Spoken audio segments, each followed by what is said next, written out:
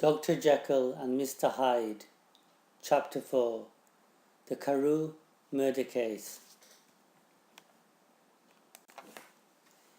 Nearly a year later, in the month of October 1886, London was shocked by a murder of a famous politician called Sir Danvers Carew.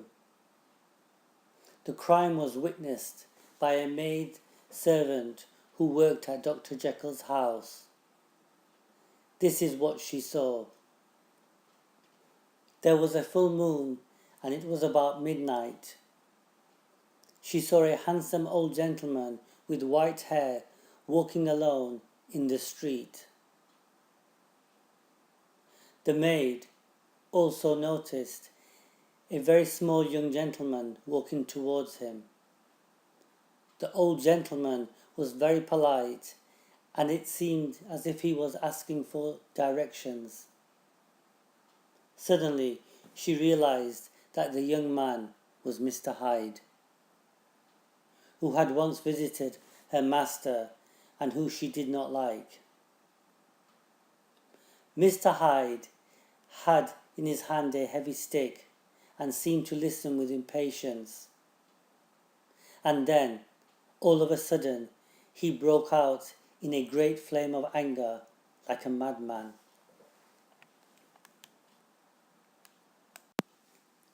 The old gentleman took a step back and looked very surprised.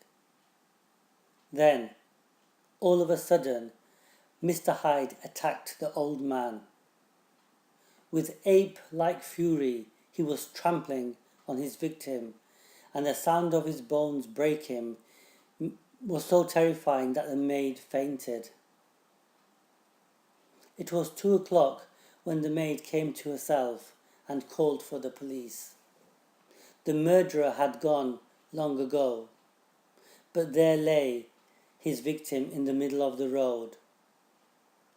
The stick with which Mr. Hyde used to murder the old gentleman had broken in two, and one half rolled in the road and the other had been carried away by the murderer. A wallet and a gold watch were found on the victim. Also on the victim was an envelope, which he had been probably carrying to the post box, and which was addressed to Mr. Utterson.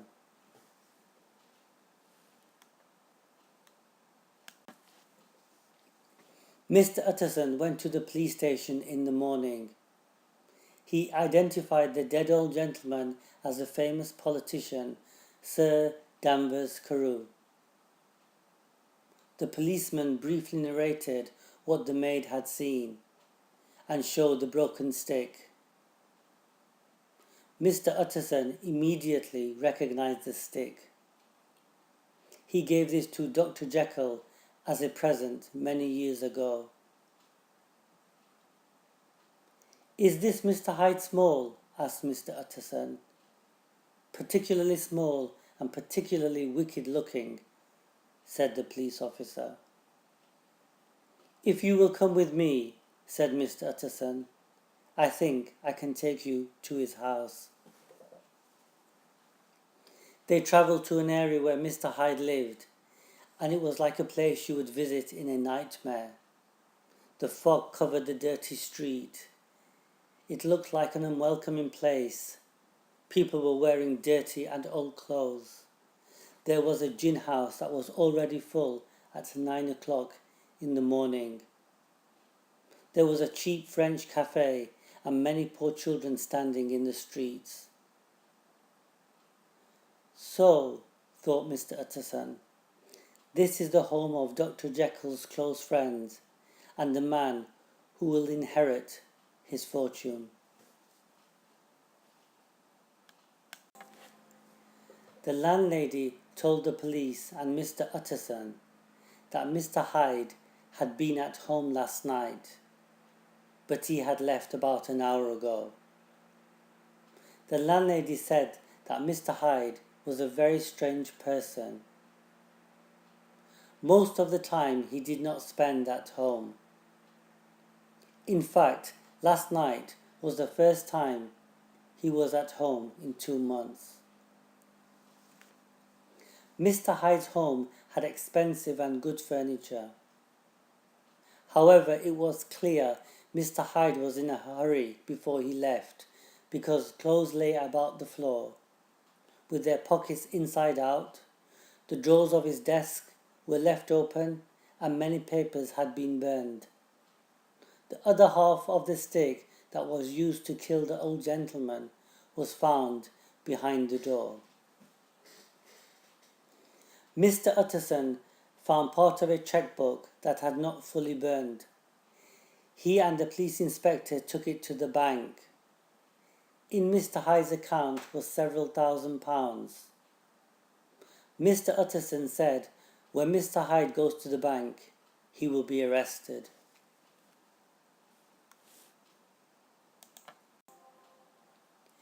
It would not be easy to find Mr. Hyde, because the maidservant only saw him twice. He had never been photographed, and his family could not be traced. Nobody could give an accurate description of Mr. Hyde, apart from the fact he did not look like a human being.